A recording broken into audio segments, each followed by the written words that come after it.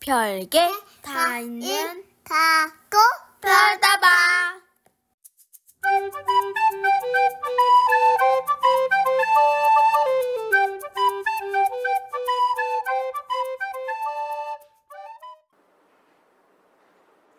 안녕하십니까. 지난 시간에는 환선, 원결, 은촉, 위황과 위항에 대해서 설명했습니다. 이것도 보면 4대 부이상 잘 사는 관리들의 생활 모습이라고 생각이 되고, 이번 시간에 설명할 주면성매, 남순 상상도 정말 잘 사는 사람들, 고관대작들의 생활이라고 저는 보고 있습니다. 천자문은 서민을 위한, 종과 노예, 천민을 위한 글이 아닙니다. 한문 자체가 그렇고 모든 글의 출발이 위에서부터 아래로 퍼져나갔지, 그 아래의 사람들을 위해서 만들어서 윗사람이 쓰는 것은 아니었다는 겁니다. 이런 생활면을 보면 정말 천자문 자체가 옛날 것을 보여주는 것은 참 좋은데 또 거기서 배울 것도 있습니다.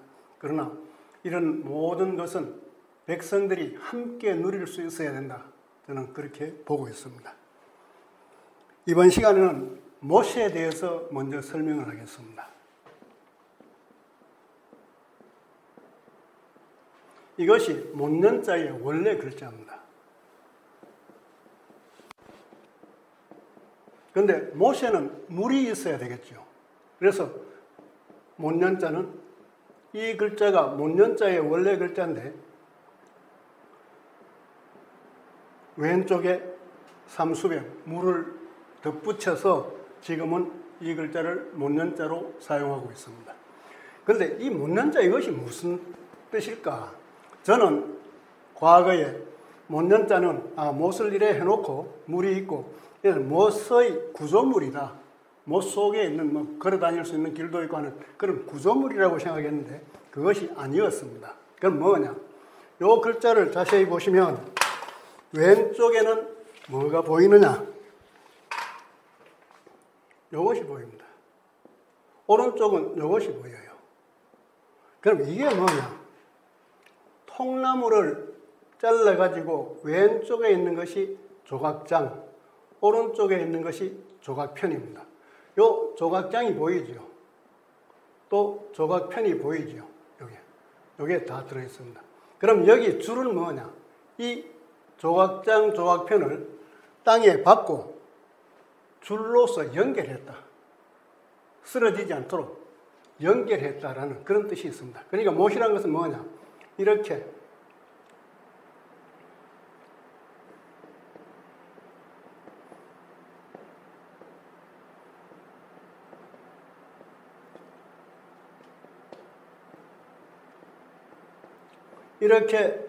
통나무를 베어가지고 못 주위에, 못 둘레에 이렇게 박아 놓는다는 겁니다. 그리고 땅을 파서 이 흙이 무너지지 않도록 하는 그런 장치죠. 그래서 이렇게 통나무를 베어서 못 둘레에 박아 놓고 이것을 줄로서 쭉 연결해 놨다. 이 나무가 더욱 견고하도록, 박아 놓은 나무가 견고하도록 연결해 놨다는 그런 뜻입니다. 자, 그래서 한자는 자세히 보면 뭔가 생각이 떠오른다는 겁니다. 이 생각을 찾아서 저는 많은 시간을 보냈습니다. 그래서 남들보다 더 많은 것을 찾아냈습니다. 그러나 아직도 찾아야 될 것이 더 많다라고 느끼기에 공부를 더 해야 한다라고 생각하고 있습니다. 그래서 이 못년자는 간단하게 쓰려면 그냥 이 못둘레, 이것은 못이죠. 못둘레에 물이 들어있는 것이 못년자, 이렇게 쓸 수도 있습니다. 자, 이번 시간에 해야 될 주면, 성매, 남순, 상상에 대해서 하나하나 설명하겠습니다. 주자는 낮주자입니다. 위에 있는 요것은 꼬리를 잘랐습니다. 요것은 분율자입니다. 분율자. 분율자인데 밑에 다른 글자가 오기 때문에 꼬리를 잘라낸 겁니다. 분율. 분율 또는 오직율이라고 이야기합니다. 오직율이라고 하는 뜻이 들어간 것은 붓으로서 오직 공부하라 하는 그 뜻을 담고 있다라고 저는 새기고 있습니다. 그래서 분율이 있고, 그래서 이것은 아침이 되면 붓으로 공부한다 이렇게 연상하시면 글 공부는 아침부터 시작된다, 저녁까지 밤까지 시작된다라는 그런 의미를 담고 있는 글자가 낫주자라고 보고 있습니다. 그래서 이 글자의 부수가 바로 나릴이 됩니다. 이 글자와 닮은 글자가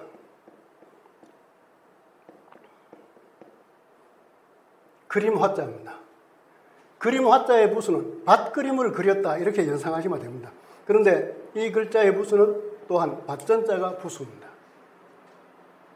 붓으로 밭그림을 그렸다 이렇게 새기시고, 그 다음에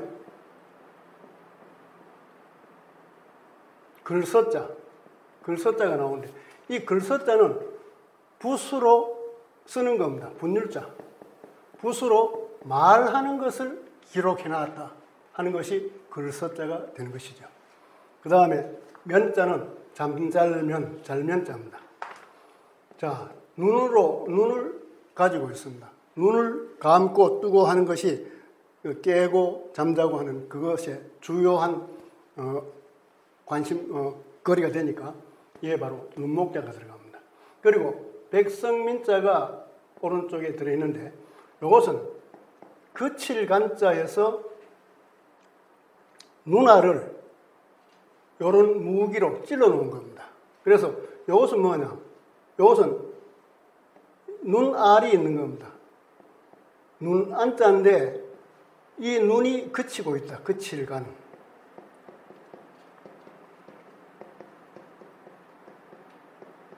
그래서 눈동자가 분명히 보이는 겁니다. 보인다.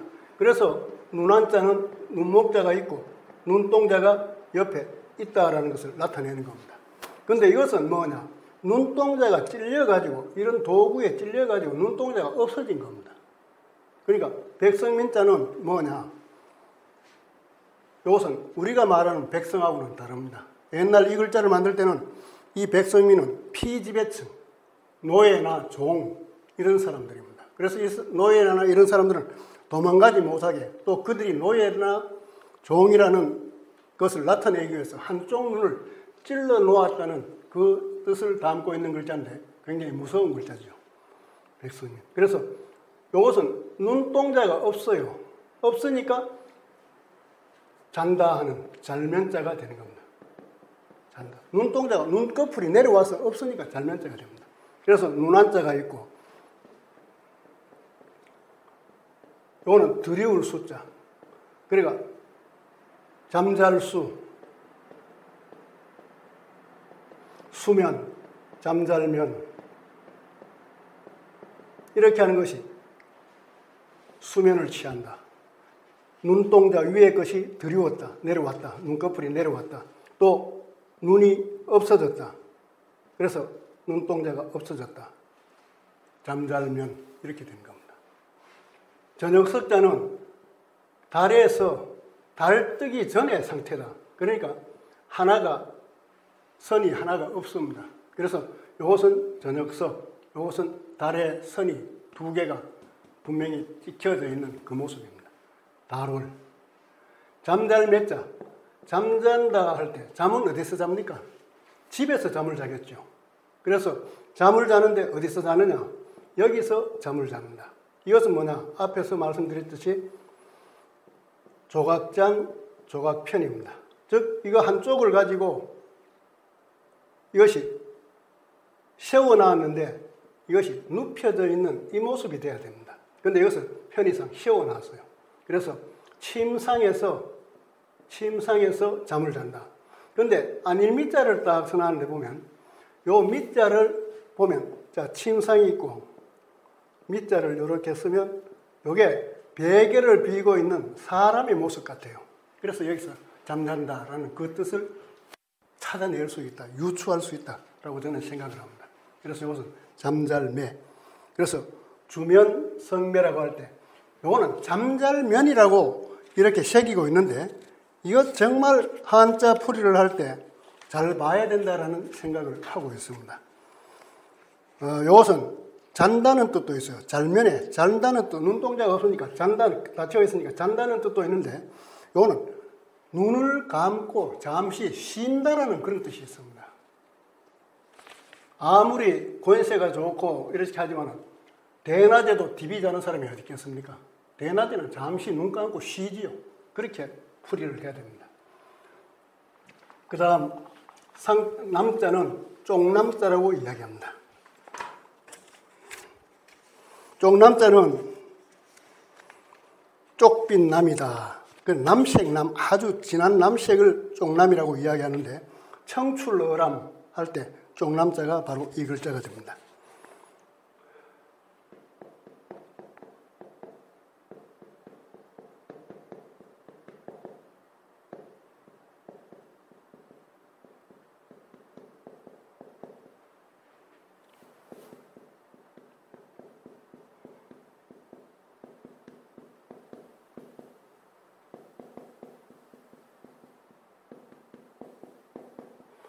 청색은 남색에서 나오는데 푸르기가 쪽남자 쪽보다 더 푸르다라는 그런 뜻이 청출어람입니다.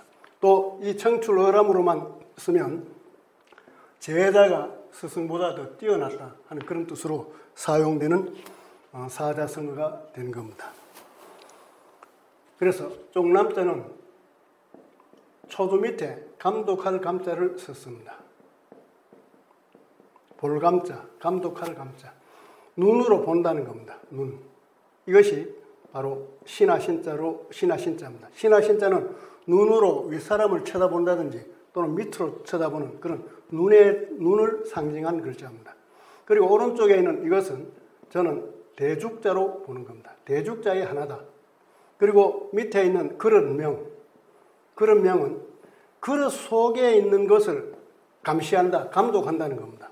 감시한다. 뭐가 있는지 본다는 거죠. 그럴 때 눈으로 본다.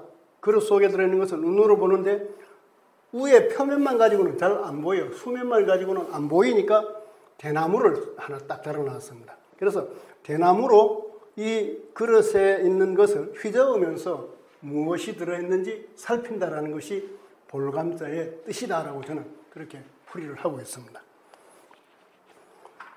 순자는 죽순순, 대순순이라고 이렇게 이야기하는데 이거는 죽순순, 대순순 이렇게 하는데 이 대나무가 있습니다. 그리고 이것은 열을 순자입니다.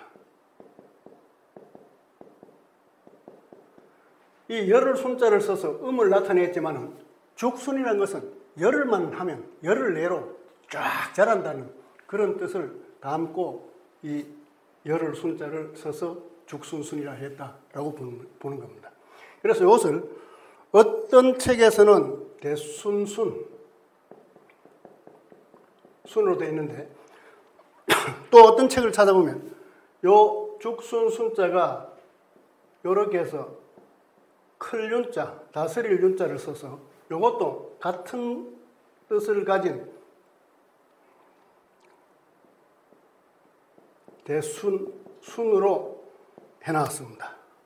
이걸 제가 소개하는 이유가 뭐냐면 어떤 데는 대순순, 사이시옷을 넣어놨어요. 사이시옷.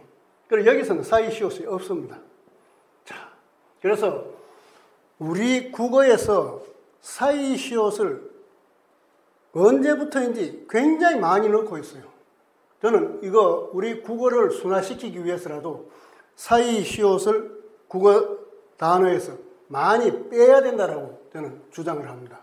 국립국어원, 교육부 이런 데 계시는 분들 정신 차려서 듣기 바랍니다. 이거 빼지 않으면 굉장히 우리 국어의 발음이 격음화된다. 는 것을 지적합니다.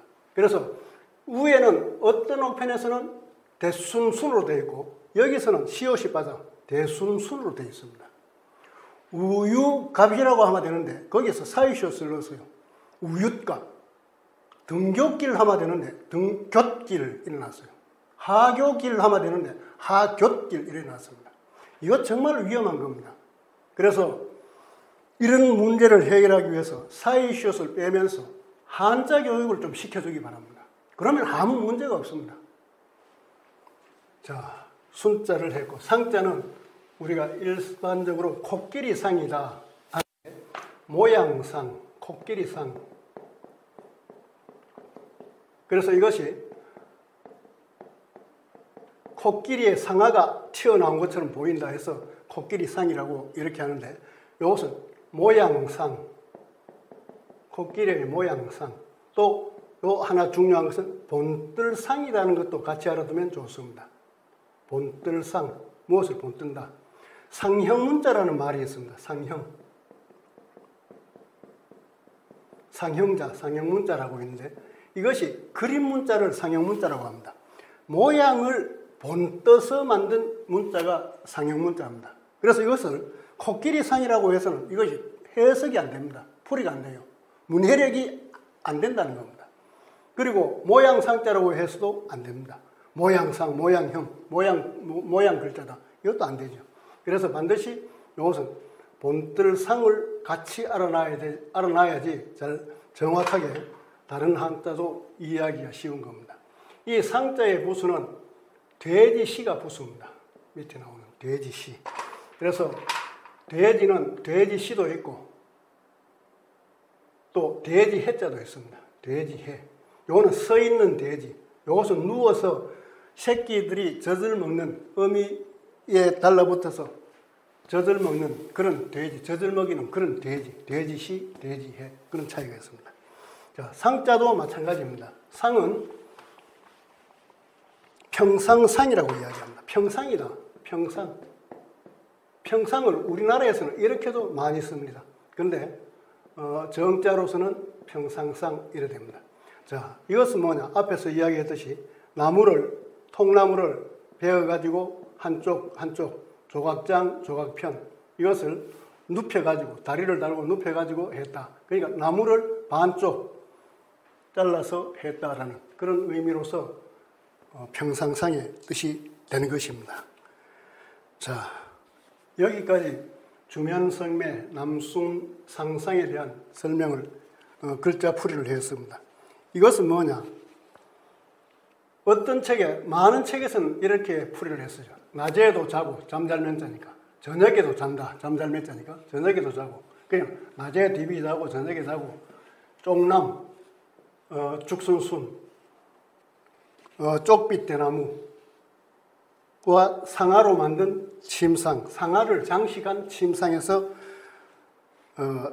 낮에는 졸고 밤에는 잠을 잔다. 그러니까 집안에 있는 기물들이 화려하다. 좋은 것을 다 갖춘 그런 상태에서 거기에서 상아로 장식한 침상과 쪽남, 쪽빛이 나는 대나무 이런 침상에서 낮에는 자고 밤에도 잔다 해놨는데 이것은 낮에는 쉬고 쉴면자로 반드시 기억해놔야 된다. 쉴면. 잠잘면이 아니고 쉴면. 낮에 쉬고 밤에는 잠잔다. 이렇게 한다면 오히려 문장 하문 풀이가, 천자문 풀이가 쉬워질 거다라고 저는 그렇게 생각합니다. 다음 시간에는 현가, 주연, 접배, 거상에 대해서 설명하겠습니다. 감사합니다. 좋아요와 구독 눌러주세요.